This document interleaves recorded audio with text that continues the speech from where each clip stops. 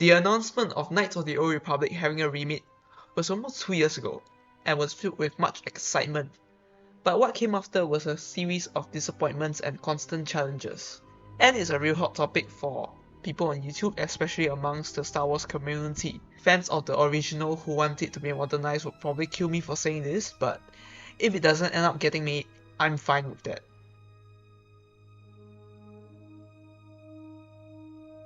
I think we just need to slow down and ask ourselves, what really makes this game such a memorable experience?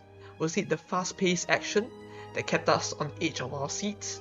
Was it a cinematic masterpiece that made us go wild with its insane graphics? No, it had a slow, clunky combat system which I still get bored of.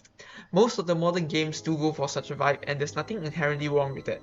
However, KOTOR 1 and 2 are about 2 decades old, and would inevitably fall short of a modern player's expectations. But the fact that it still has such a dedicated fan base speaks volumes. Beloved characters from the likes of Revan and Kreia, a game that still garners some philosophical debates and discussions about life and interpretations of the Force in Star Wars as a whole. It was a masterpiece from the golden age of Star Wars gaming. It didn't need the fancy high-end graphics of Jedi Survivor, or the immersive action-packed combat of Battlefront 2. All it relied upon was good writing as a role-playing game. If it were released in 2023 instead of 2003, I don't think that it would have been critically acclaimed and received.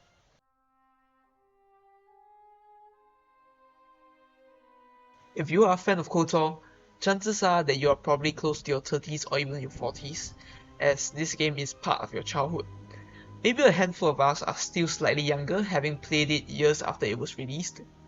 And while the prospect of an age-old game being modernized is a wet dream for most of us, we need to know that what we do love about Star Wars, or rather the Star Wars that we do love, isn't the same Star Wars that we have today. Some would even go as far as to say that the franchise is dead. It's easy to get caught up in emotions when we think about what the sequels could have been without Disney, or how great KOTOR 3 could have been, dealing with all the what-ifs of the past. A side of me does think that we need to learn to manage our expectations. After all, the quality of Star Wars projects really fluctuates a lot. That's not to say that things before Disney was any better. We are simply more likely to be more biased towards getting more stuff related to the Old Republic, through recanonizing old Legends characters and storylines, and that's fine. But we need to be more grounded in reality to know that perhaps, if it does not come, it's fine, and as a whole, the Star Wars that we love may not ever be coming back again.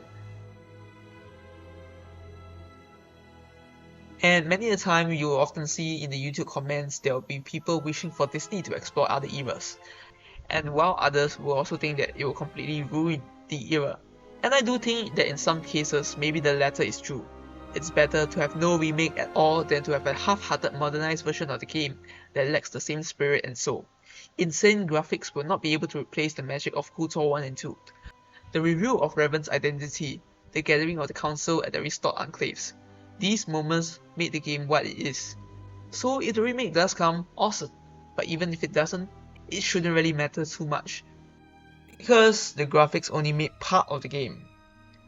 If you're one of those guys who want to wait out for the remake to come before playing the actual game itself, I would encourage you not to, and just play the game itself, the original game.